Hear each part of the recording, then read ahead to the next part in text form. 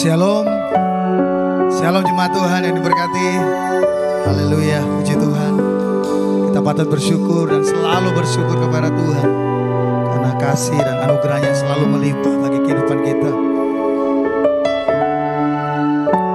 Karena Tuhan sudah menyertai kita, Tuhan selalu menyertai kehidupan kita sampai hari ini. Semua bukan karena kehebatan kita, tapi oleh karena anugerah Tuhan. Pagi hari ini mari kita tundukkan kepala kita di hadapan Tuhan, memohon pimpinan ibadah di sesi 2 ini. Tuhan Yesus, kami bersyukur, kami berterima kasih. Engkau sungguh baik dalam kehidupan kami. Terima kasih untuk penyertaan-Mu dari rumah kami masing-masing.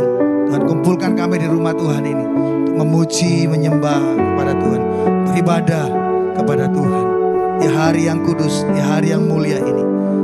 Kami ingin menyenangkan hati Tuhan dengan pujian penyembahan kami kepada Tuhan. Kami ingin beribadah sungguh-sungguh di hadapan Tuhan, yang terutama adalah mendengarkan firman Tuhan. Dan tolong setiap kami ketika kami mendengarkan firman Tuhan, supaya kami tidak hanya menjadi pembaca, pendengar saja, tapi kami menjadi pelaku-pelaku firman Tuhan. Berkaryalah Roh Kudus dalam setiap kehidupan kami. Nyatakan isi hati-Mu, nyatakan kuasa-Mu dalam ibadah ini. Terima kasih, kami serahkan ibadah ini sepenuhnya dalam kuasa pimpinan-Mu. Tuhan berkarya dalam ibadah sesi 2 ini. Apa yang Tuhan mau nyatakan bagi setiap kami. Kami berdoa bagi setiap yang datang dengan penuh masalah, pergumulan, sakit, penyakit. Kami percaya ketika kami beribadah sungguh-sungguh kepada Tuhan, ketika kami mempersembahkan hidup kami sungguh-sungguh kepada Tuhan, kami akan mengalami kesembuhan, pemulihan daripada Tuhan. Terima kasih Tuhan, kami siap beribadah, memuji, memuliakan-Mu. Di dalam nama Yesus kami sudah berdoa dan mengucap syukur. Haleluya, amin. Puji Tuhan.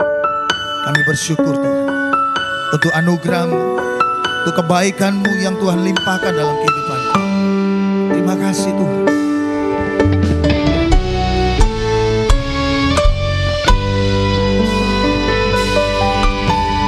Tuhan, Kau sungguh besar. Amin. Karya-Mu sungguh ajaib.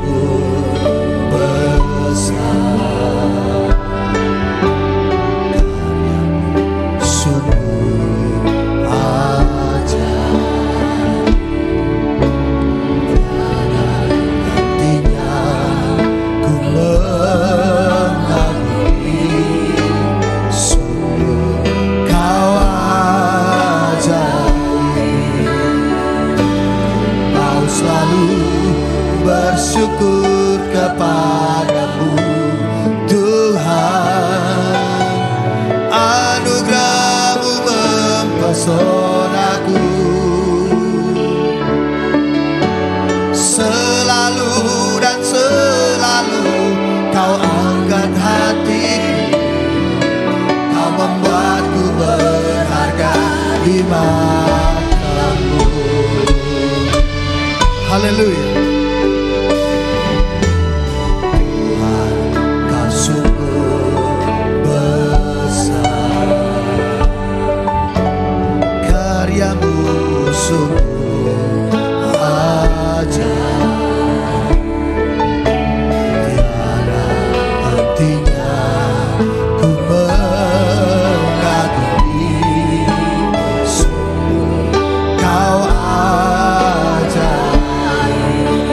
Kau sungguh besar,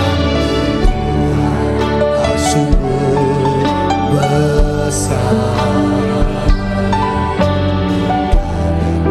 sungguh ajaib. Tiada hentinya ku mengagumi, sungguh Kau ajaib. Bersyukur kepadamu Tuhan, anugerah-Mu mempesona.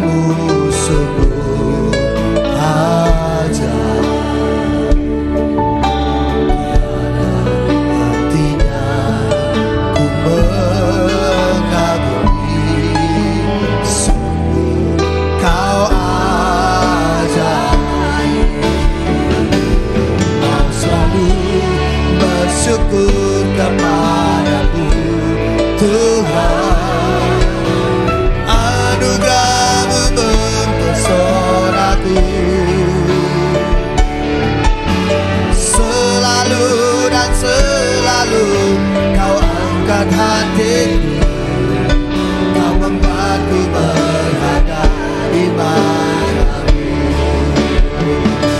Mau selalu bersyukur kepadamu Tuhan. Anugerah-Mu mempesonaku, selalu dan selalu Kau angkat hatiku, Kau membuatku berharga di matamu.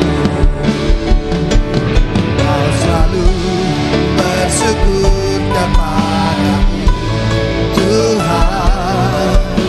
Anugerah-Mu mempesonaku, selalu dan selalu Kau angkat hatiku, Kau membuatku berharga di matamu. Jemaat Tuhan yang dikasihi Tuhan, pagi hari ini saya mau katakan, kita tidak terlepas dari setiap masalah. Kita tidak terlepas dari yang namanya sakit penyakit. Tapi firman Tuhan mengatakan, firman Tuhan mengajarkan untuk kita mengucap syukur dalam segala hal. Sebab itu yang dikehendaki Tuhan. Sebab itu pagi hari ini, mari dengan sepenuh hati lagi, dengan sepenuh jiwa kita, dengan segenap kekuatan kita, mari kita ucapkan syukur kepada Tuhan. Karena kasih-Nya, anugerah-Nya yang melimpah dalam kehidupan kita. Haleluya. Mau selalu bersyukur kepadamu Tuhan. Anugerah-Mu mempesonaku. Pujikan pujian ini dengan ucapan syukur. Selalu dan selalu Kau angkat hatiku, Kau membuatku berharga di matamu. Kau selalu bersyukur kepadamu Tuhan. Anugerah-Mu mempesonaku, selalu dan selalu Kau angkat hatiku, Kau membuatku berharga di matamu. Haleluya. Kau selalu bersyukur kepadamu Tuhan.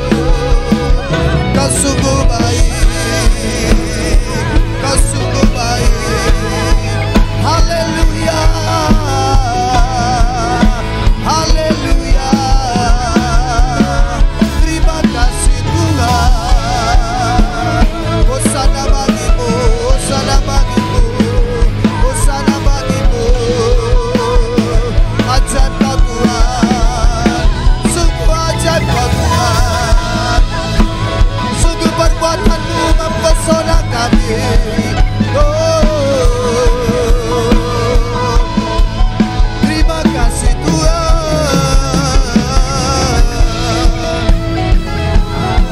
Terima kasih. Terima kasih.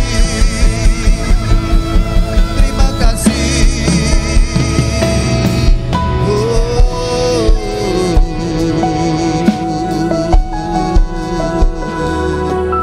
Terima kasih Tuhan.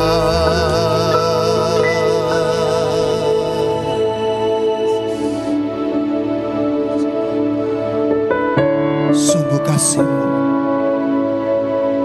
sungguh kasih-Mu luar biasa bagi kami Tuhan. Kami bersyukur untuk semua perbuatan yang Kau buat dalam hidup kami. Tuhan, dengan apa kami dapat membalas kasih-Mu selain memuji dan menyembah Engkau saja? Hanya ini yang dapat kami lakukan Tuhan, untuk menyenangkan hati-Mu, memuliakan Engkau.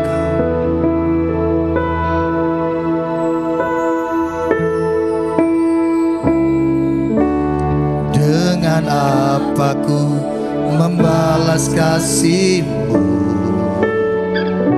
yang ku terima dari-Mu?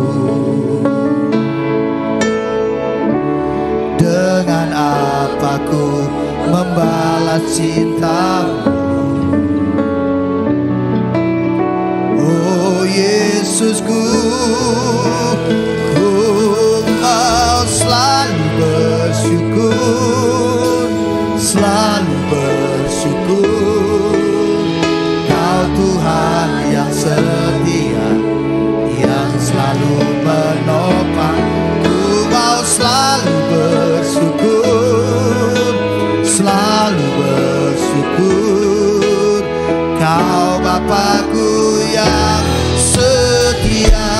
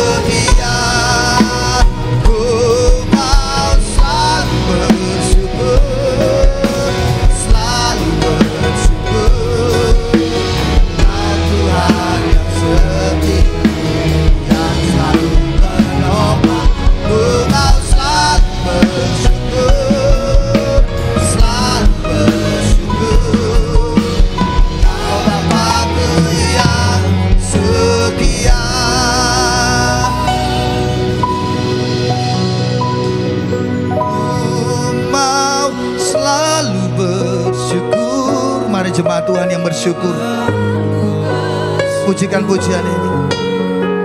Kau Tuhan yang setia, Dia adalah Tuhan yang setia. Dia adalah Tuhan yang selalu menopang kehidupan kita. Dia adalah Tuhan yang tidak pernah meninggalkan kehidupan kita.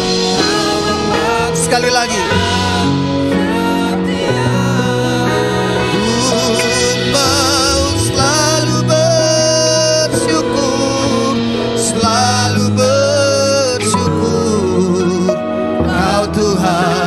Setia yang selalu menopang, ku mau selalu bersyukur, selalu bersyukur. Kau Bapakku yang setia, Kau Bapakku yang setia.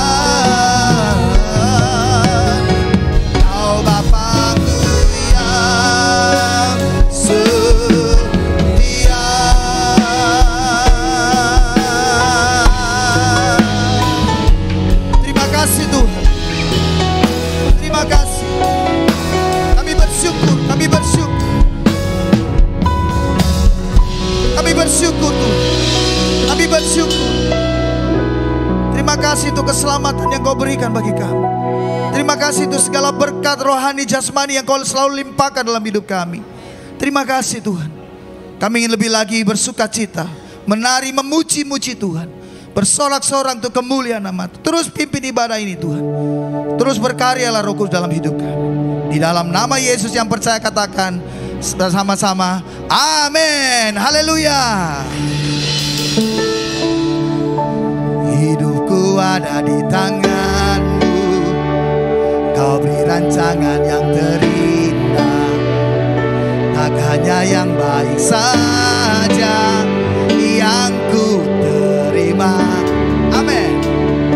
Walau tubuhku dirembukan, walau jiwaku tergoyahkan, pujianku takkan terhentikan. Roh-Mu yang memberi penghiburan,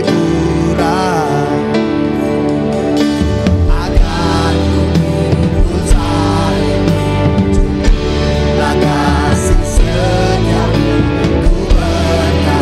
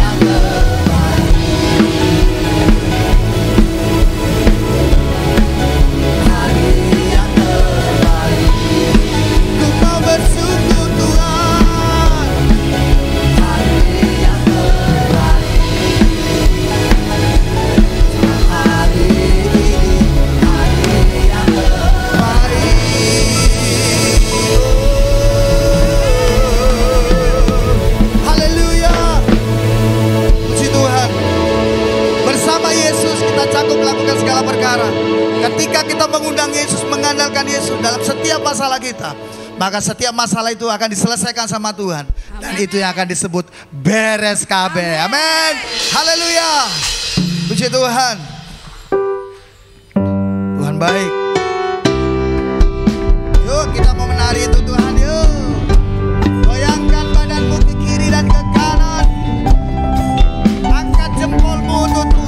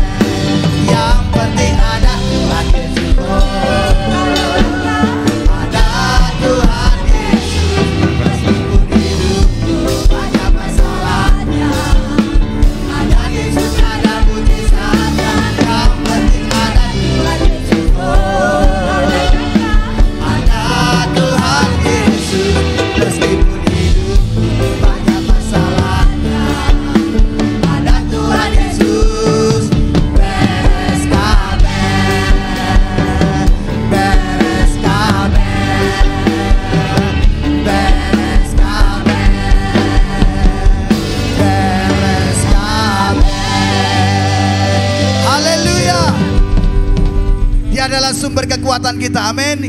Yesus Tuhan Raja kita, haleluya. Kaulah kuatku.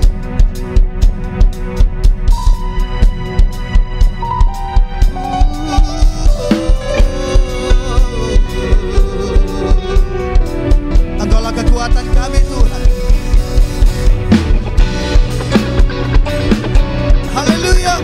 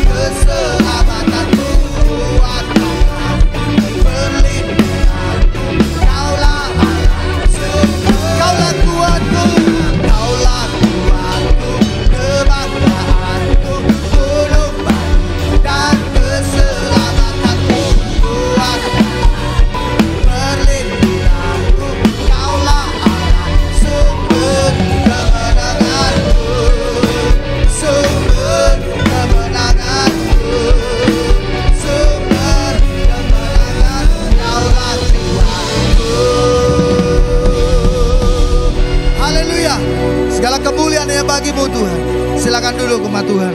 Kita akan persiapkan hati kita untuk kita terima kebenaran firman-Nya.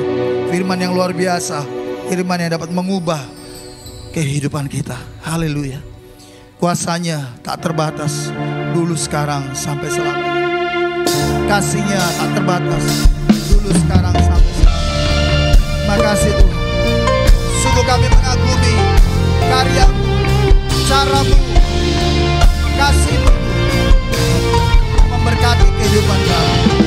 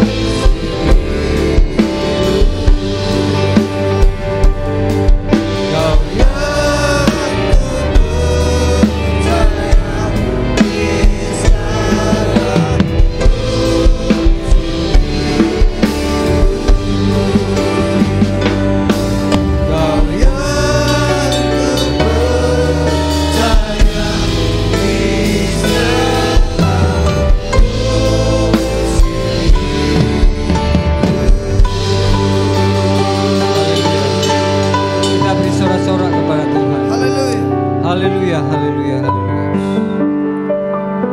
Terima kasih Tuhan.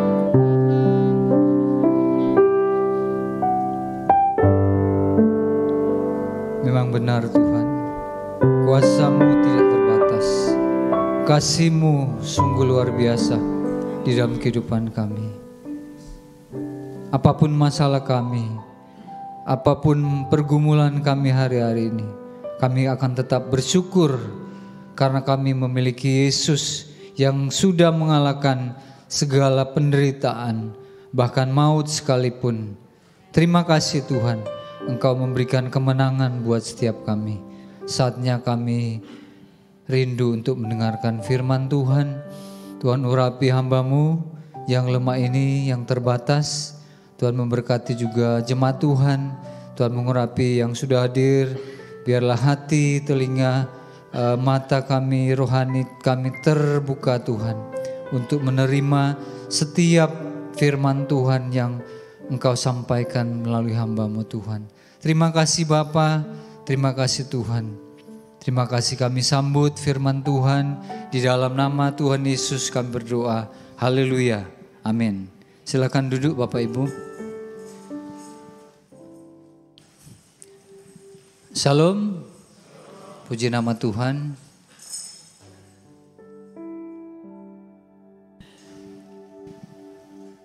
Kita akan membaca firman Tuhan. Tadi saya ada yang bertanya, mana Bapak Gun? Pohon keramat, kok kayak magic ya.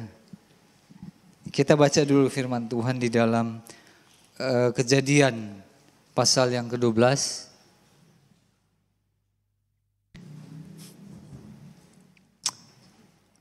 Ayat 1. Langsung kita loncat ke ayat yang ke-6, 7 dan 8. Kita baca bersama-sama. 1, 2, 3. Berfirmanlah Tuhan kepada Abram, pergilah dari negerimu dan dari sanak saudaramu dan dari rumah bapamu ini ke negeri yang akan kutunjukkan kepadamu. Ayat yang ke-6. Abraham berjalan melalui negeri itu sampai ke suatu tempat dekat Sikem, yaitu pohon tarbantin di Mor. Waktu itu orang Kanaan diam di negeri itu. Ketika Tuhan menampakkan diri kepada Abraham dan berfirman, Aku akan memberikan negeri ini kepada keturunanmu. Maka didirikannya di situ mezbah bagi Tuhan yang telah menampakkan diri kepadanya. Ayat 8 sama-sama. 1, 2, 3. Kemudian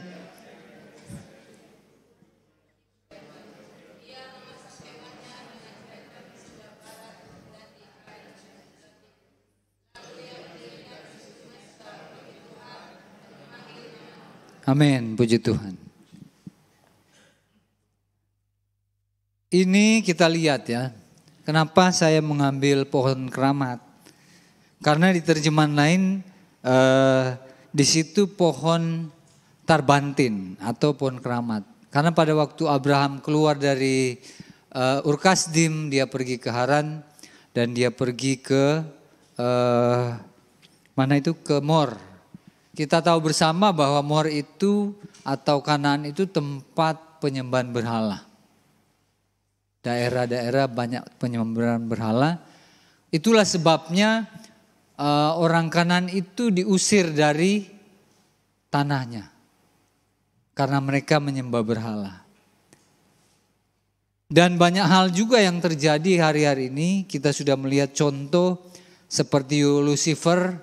Dia adalah penghuni surga, dia dibuang dari surga ke bumi. Karena dia menjadikan dirinya berhala. Dia ingin dia dituhankan, dia ingin dia disembah sebagai Tuhan. Adam juga pada waktu dia tidak taat kepada Tuhan, dia dibuang, dikeluarkan dari Taman Eden. Kain juga. Karena dia tidak taat, dia membunuh adiknya. Dia terlempar jauh, dibuang dari hadirat Tuhan. Ada apa yang dapat kita pelajari dari firman Tuhan pagi ini? Jadi pohon keramat di sini kenapa kalau kita misalnya membeli rumah atau suatu tempat itu lama tidak dipakai, kita akan berpikir panjang untuk membeli rumah itu. Karena itu sesuatu tempat yang dijadikan tempat berhala, tempat penyembahan oleh orang Kanaan. Dan tidak menutup kemungkinan itu masih ada roh-roh yang tinggal di situ. Dan kenapa di Alkitab mencatat Abraham berjalan melalui negeri itu sampai ke suatu tempat di Sikem? Tidak secara kebetulan dia berada di situ. Dan bolak-balik Tuhan dicatat di dalam pasal 15, pasal 18, dia kembali lagi ke situ. Ke Tarbantin itu, pohon keramat. Kadang-kadang kita ditempatkan, dibawa oleh Tuhan berada di daerah-daerah tertentu. Dan kita mengalami berbagai gejolak penderitaan. Kadang kita tidak bisa menolak hal itu. Ini hanya berdampingan saja. Dia berada di pohon terbantin. Nanti Bapak Ibu baca di Google, saya sudah browsing juga. Pohon terbantin, pohon yang besar, pohon yang kuat, tinggi besar, itu banyak jenisnya. Ada yang seperti beringin besar, pendek, yang di Palestina itu. Di Galilea ada juga Syria. Ada yang seperti di Lebanon yang sangat tinggi dan besar dan kuat. Dan itu tertanam kurang lebih 45 sampai 65 meter. Jadi itu sangat kuat Bapak Ibu. Dan majisnya itu biasanya zaman saya dulu juga begitu. Kalau ada pohon-pohon besar atau rumah-rumah begitu jadi keramat. Nah, tidak menutup kemungkinan itu mempengaruhi area di situ. Ada ketakutan di situ. Mungkin ada kebencian yang kadang-kadang kita sudah berusaha secara keluarga misalnya kondusif, kita sudah baik hubungan satu dengan yang lain, tapi tetap ada hal-hal yang membuat kok saya sepertinya mau marah secara tidak langsung, implisit. Nah, kita perlu lihat dari firman Tuhan. Ada hal-hal rohani itu tidak bisa kita lihat. Ya, tapi itu ada. Tapi itu ada. Baru-baru ini saya kemarin, tadi malam saya sharing sama teman saya. Di tempat saya, dia bilang kurang lebih 80% masih terlibat okultisme. Dan biasanya orang-orang yang punya ilmu itu menyebarkan ilmunya itu pada waktu pas orang berduka cita, hari pertama. Nah, ini yang secara kasat mata kita tidak tahu dan kita merasa itu kadang-kadang itu normal. Nah, kita akan belajar dari Abraham yang menjadi rahasia yang sudah umum sampai hari ini kan. Kalau zaman dulu membuat mesbah itu dia mungkin membuat seperti tungku mungkin ya. Kalau kita lihat seperti Elia, terus dia membakar sesuatu ukupan, terus dia menaikkan ukupan itu sebagai suatu bau yang harum kepada Tuhan. Tetapi kita lewat apa? Lewat pujian, lewat penyembahan kepada Tuhan. Ya. Hari-hari ini kita akan melihat dan kita bisa terapkan. Mengapa ini penting mesbah doa itu? Karena di dalam mesbah doa itu ada pujian. Ada kuasa, ada mujizat di dalamnya. Dan ini yang membuat iblis mempengaruhi kita. Dan iblis itu sudah merasuki. Ini hanya mungkin berdampingan. Pohonnya di samping, Bapak Abraham di sebelahnya. Dia membuat kemah, tenda. Tapi bahkan mungkin hari-hari ini sudah masuk di dalam rumah-rumah kita. Lewat apa? Kalau anak-anak lewat game online. Ya. Hal-hal yang magis. Masuk lewat film-film. Kita tidak secara langsung sudah terpengaruh, terhipnotis. Kadang-kadang saya mendidik anak, kita kadang bisa melihat anak ini sudah dididik yang bagus, tapi respon kok marah, berontak. Nah, kita perlu ada sesuatu apa istilahnya? Tanya Tuhan. Tuhan, kenapa begini? Hubungan suami istri kita sudah berusaha baik, kok tidak sesuai ya kehidupannya? Tidak berfungsi sebagaimana mestinya. Sebagai suami kita sudah kasih tahu firman Tuhan. Seperti firman Tuhan itu mendal ya. Tidak diterima. Dan mungkin kita yang menyampaikan sebagai suami ngomong apa itu. Nah ini ada hal-hal yang di balik itu yang mempengaruhi rumah tangga. Suami istri, anak dan orang tua. Nah kita butuh mesbah doa ini. Dimanapun Abraham pergi, di ayat 6-7 aja 8, dia pergi ke Betel, dia buat mesbah. Jadi ini rahasia umum saya bilang.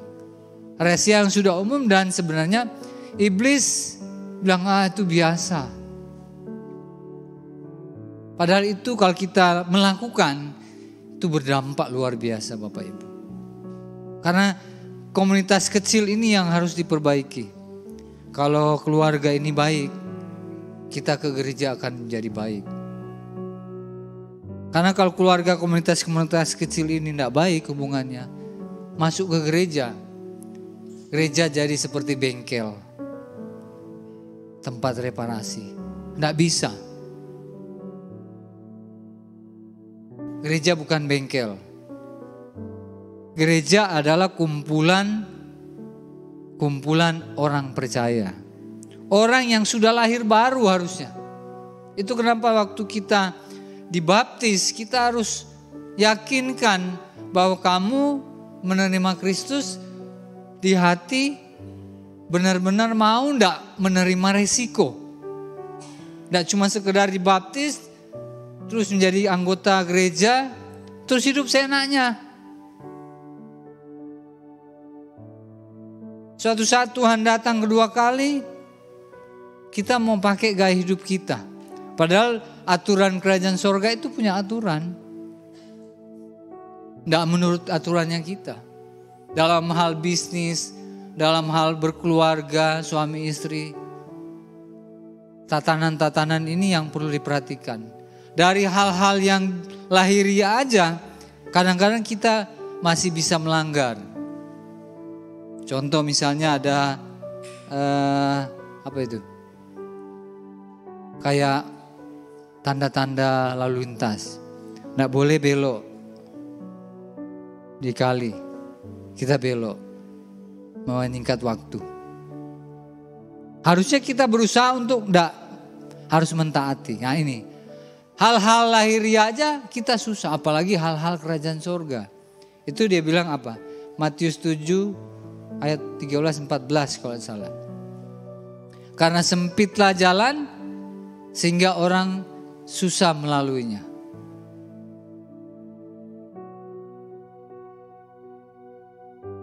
Ada lagu itu ya, di dalam dunia itu.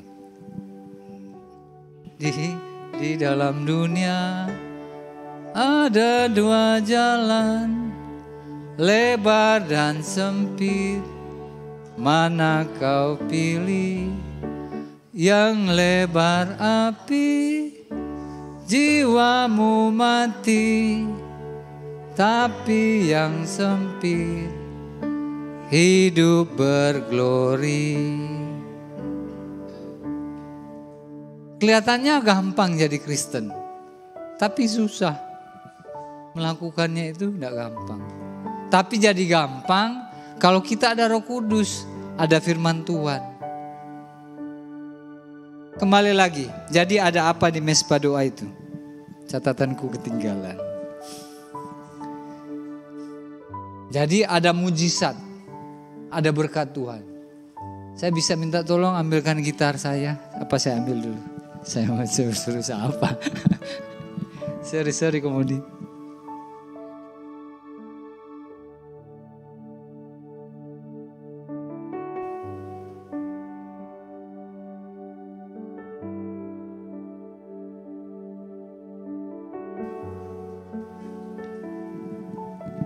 Ya, ini sebagai bukan saya mau pamer, cuma sebagai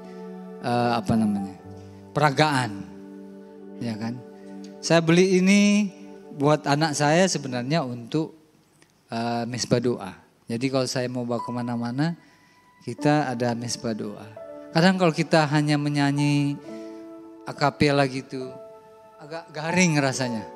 Tapi kalau ada musik, kelentingan begitu kan, ya. Haleluya, haleluya. Ada yang ngantuk-ngantuk. Haleluya, dia terbang. Tidak jadi ngantuk. Nah, ini Bapak Ibu Saudara-saudara. Ya, saya juga mempraktekkan hal ini. Dan ini sangat susah. Tapi ini harus dilakukan. Karena dia sudah masuk lewat pikiran kita, lewat HP ini. Ini bisa jadi iblis, bisa jadi berkat. Dan untuk mengcover ini, kita harus banyak baca Alkitab. Mesbah doa itu setiap hari, setiap saat, kalau boleh. Pagi sebelum mulai, atau malam atau subuh, kita mengadakan mesbah doa. Karena secara langsung itu akan mempengaruhi atmosfer di sekitar kita. Seperti Pak Yundi tadi nyanyi. Ya, pada waktu Pak Paus datang ke sini aja udah kebakaran jenggot, sudah bingung. Padahal datang tujuannya untuk damai. Yesus hadir di situ, ketakutan. Iblis ketakutan. Dia dengar Yesus, dia takut. Pada waktu kita nyanyi haleluya, Tuhan, Yesus, mereka gemetar loh.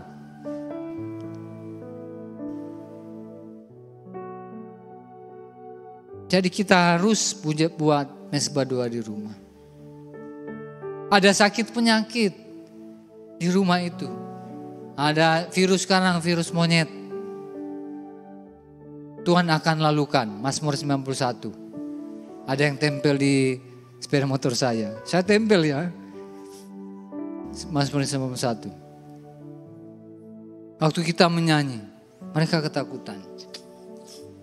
Kita harus proklamasikan selalu di rumah kita. Kita nyatakan, Yesus tinggal di sini. Di mana ada 2-3 orang berkumpul dalam namaku, aku hadir di situ. Di mana ada Roh Kudus, di situ ada kebebasan, ada kelepasan dari sakit penyakit, dari penderitaan, dari keterikatan dosa. Kita lihat, saya ingat waktu Kain mau membunuh adiknya Habel. Kelihatan itu simpel ya, dosa. Waktu kita masih berniat melakukan sesuatu hal yang tidak baik, kejahatan. Firman Tuhan bilang apa? Dia akan iri sama adiknya. Tuhan bilang kepada Kain, kalau engkau berbuat baik, kita buka dulu. Nanti saya dramatisir sendiri ayatnya. Kejadian pasal yang keempat, ayat yang ke-7. Ayat yang ke-6 saya baca ya. Kejadian pasal 4 ayat yang ke-6. Firman Tuhan kepada Kain, mengapa hatimu panas dan mukamu muram? Ayat 7. Apakah mukamu tidak akan berseri jika engkau berbuat baik? Tetapi jika engkau tidak berbuat baik, dosa sudah mengintip di depan pintu. ia sangat menggoda engkau, tetapi engkau harus berkuasa atasnya. Jadi ada terselip di situ, ada suatu roh di situ. Jadi kadang-kadang kita marah, kita jengkel, kita pikir itu alami. Tapi ada yang sudah mempengaruhi kita. Jadi kadang bisa kasus-kasus pembunuhan, kekerasan dalam rumah tangga, khilaf. Setelah dia melakukan suatu kejahatan baru dia sadar, nangis. Ini yang harus kita mengerti. Ada pesan Tuhan yang Tuhan sampaikan di sini. Kita bangun mezbah Tuhan, mezbah doa. Jangan biarkan kita dijajah oleh iblis. Kita ingat, suami istri kita bukan lawan tanding, tinju, berdebat, bukan. Tetapi lawan kita siapa? Ada yang tahu? Roh-roh jahat di udara, pemerintah-pemerintah, penguasa-penguasa. Baca di Efesus pasal yang ke-6. Bapak Ibu baca. Kita harus sadar, bukan darah dan daging alias manusia. Ya. Bilang ke istrinya, kamu bukan lawanku, kamu adalah partnerku. Nah, coba mungkin ada yang punya istri. Suami, kamu adalah partner, mitra dalam Tuhan, bukan lawan. Iblis membuat kita merasa tersaingi. Suami harus takut sama istri. Iya betul, kadang-kadang saya perhatikan begitu. Suami mungkin lebih sedikit merasa tersaingi. Padahal bukan menurut firman Tuhan. Saya baru-baru dengar ada seorang ibu gembala bilang, suami-suami itu egois. Jangan bilang siapa-siapa ya. Suami juga bilang istri-istri enggak nurut itu. Bebal seperti batu. Nah itu, kita mau berdiskusi panjang lebar, tidak selesai-selesai. Mezbah doa. Pada waktu kita membuat mezbah doa, firman Tuhan disampaikan. Waktu kita menyanyi, ya kan?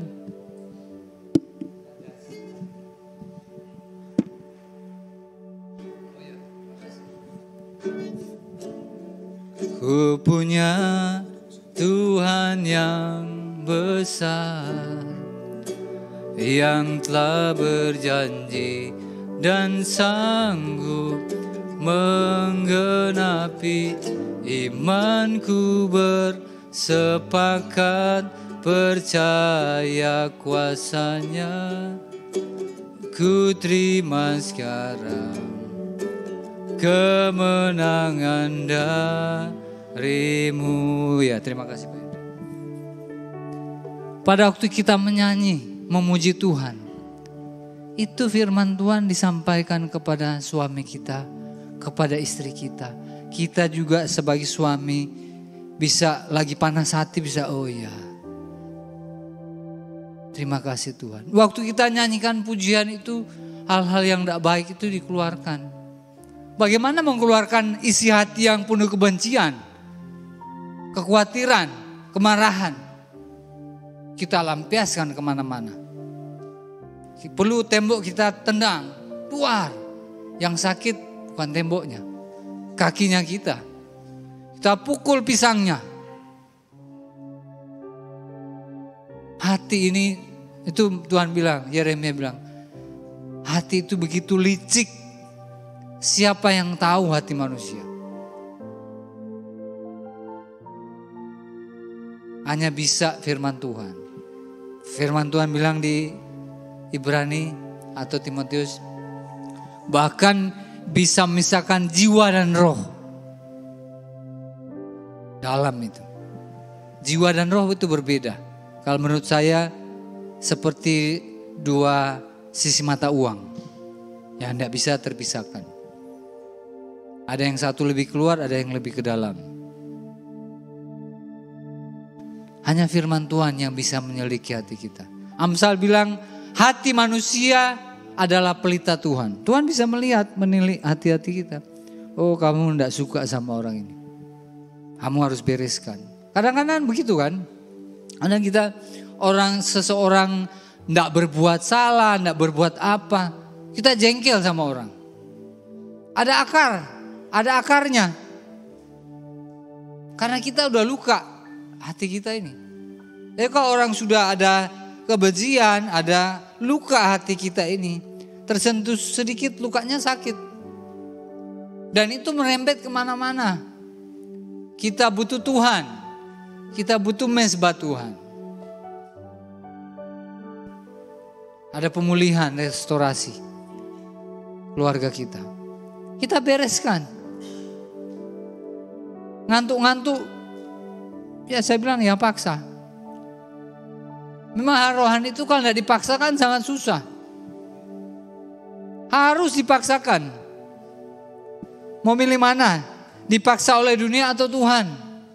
Disiplin Tuhan atau dunia? Kalau dunia menghancurkan kita, tetapi Tuhan penuh dengan kasih sayang. Dia melukai tapi membalut. Dia menghajar tapi dia mengelus juga. Tidak seperti iblis. Dia datang hanya untuk mencuri, membunuh, membinasakan. Bapak Ibu, kita harus tahu lawan kita. Tujuannya apa? Kita harus sadar. Sesadar-sadarnya. Kita minta Tuhan. Saya percaya kalau setiap rumah tangga ada mezbah doa, wah luar biasa. Ada kebangunan rohani. Ada revival terjadi. Pemulihan terjadi. Tidak perlu pengakuan dari orang lain. Kalau kita tidak diakui ya biasa aja. Tidak dihormati tidak apa-apa. Saya cukup, Yesus cukup buat saya. Yesus cukup saya.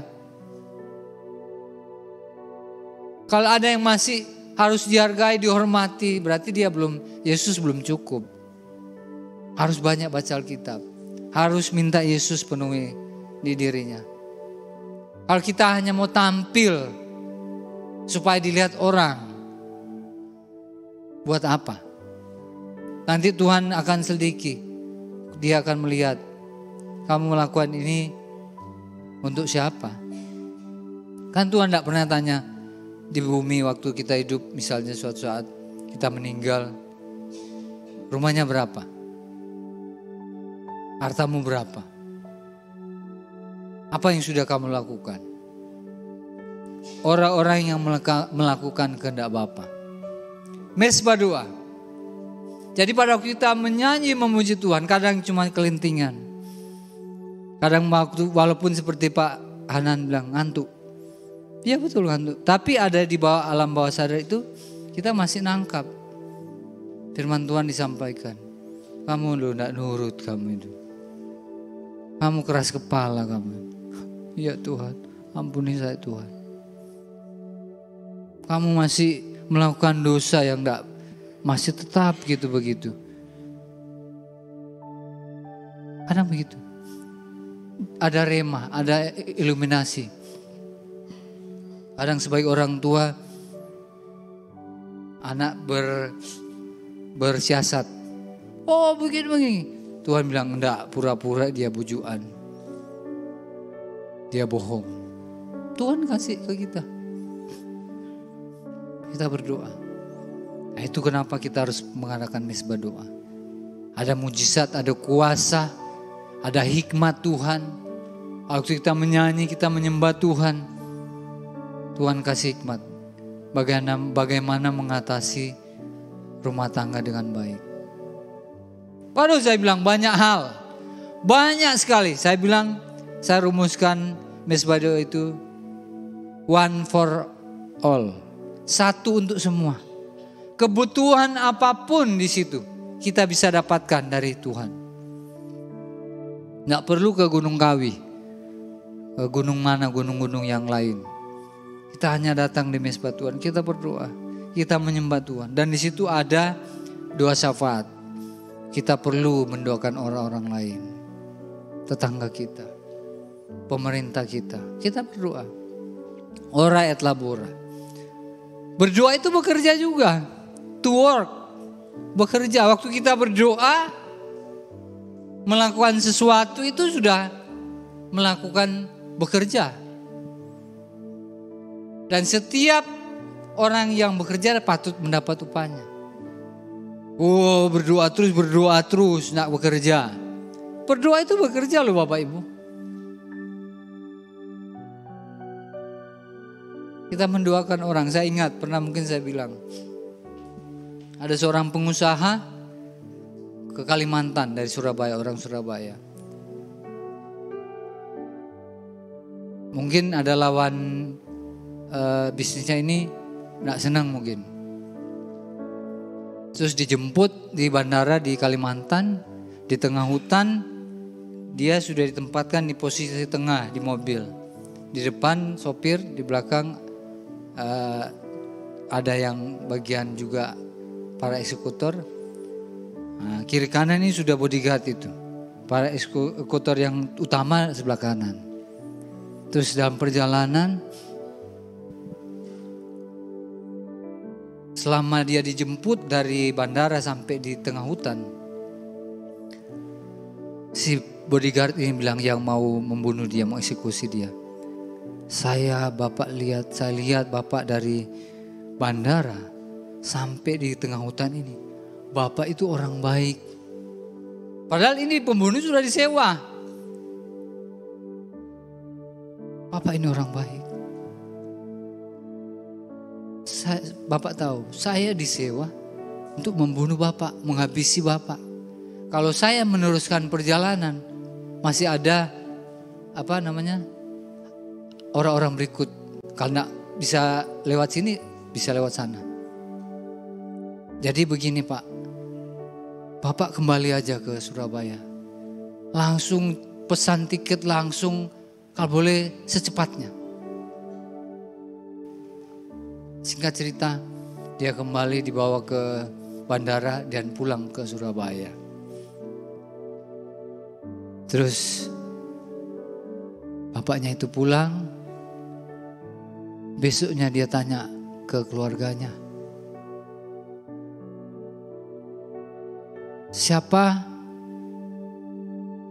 tadi malam yang berdoa buat Papa? Ada mesbah doa. Anak itu menyebutkan namanya. Saya Pak.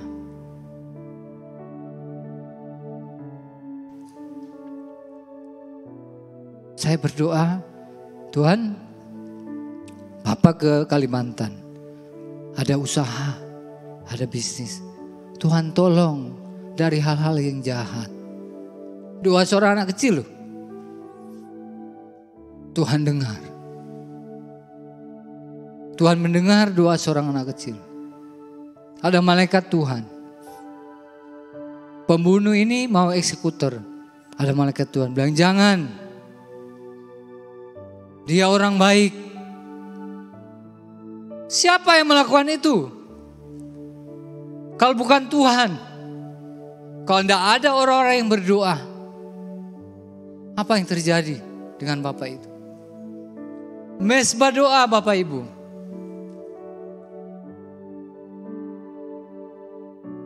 Keluarga-keluarga hancur karena tidak ada. Semua pingin menang sendiri. Mesbah doa mulai ditinggalkan.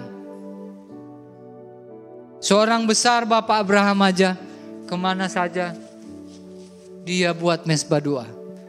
Karena apa? Dia tahu penyembahan berhala. Dari Ur Kasdim negerinya itu sudah penyembahan berhala. Tapi pada waktu dia keluar ke negeri itu, negeri yang ditunjukkan oleh Tuhan, tempat berhala juga dia tidak terpengaruh. Dia membuat mesbah sendiri. Oh kalau di sini modelnya begini tata caranya, dia tidak. Dia buat mesbah yang dikehendaki Tuhan. Tetap berdoa, tetap ibadah. Itu saya kalau misalnya pas mau kemana, pulang kampung di keluarga istri saya, keluar pulau, keluar kota. Hati saya mesti cari gereja, cari berdoa, cari untuk sembahyang. Ya ngelencer gak apa-apa, rekreasi. Tapi waktu hari Minggu, hari Sabat cari Tuhan. Jangan jadikan hari Sabat itu sebagai hari libur, terus gak berbuat apa-apa untuk Tuhan.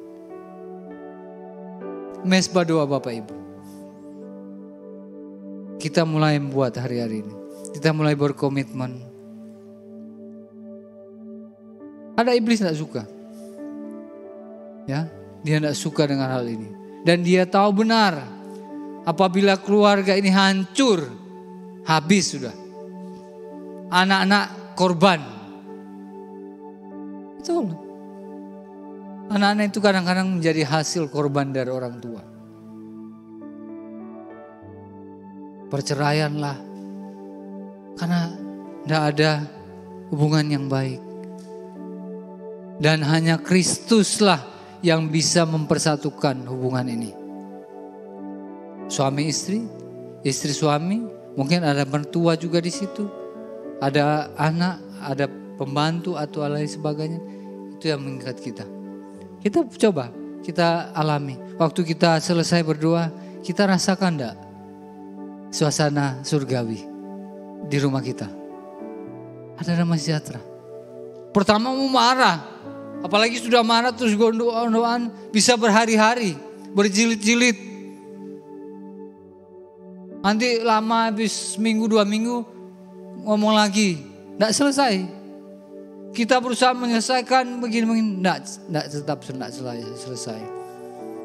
Kita bawa ke mesbah doa. Tuhan, tolong Tuhan. Kita menyembah. Biar Roh Kudus yang memberikan nasihat. Karena dia adalah penasihat yang ajaib. Kita bangkit berdiri. Haleluya. Terima kasih Tuhan. Terima kasih Bapa. Terima kasih. Terima kasih Tuhan.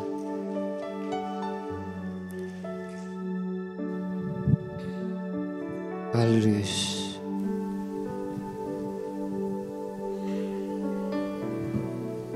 Haleluya. Angkat pujian, aku punya Tuhan yang besar.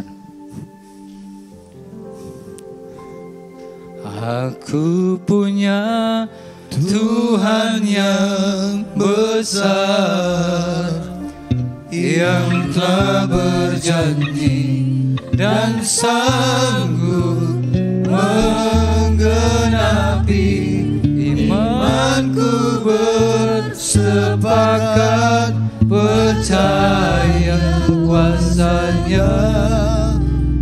Ku terima sekarang kemenangan darimu. Sekali lagi, cepat saja.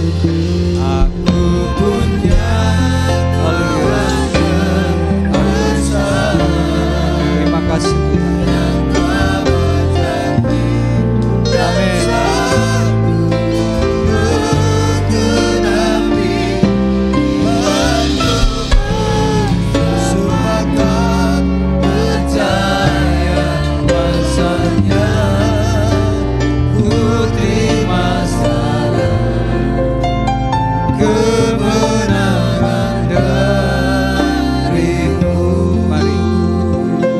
Mengambil saat teduh sejenak, kita merenungkan firman Tuhan, kita mulai mengadakan komitmen kepada Tuhan.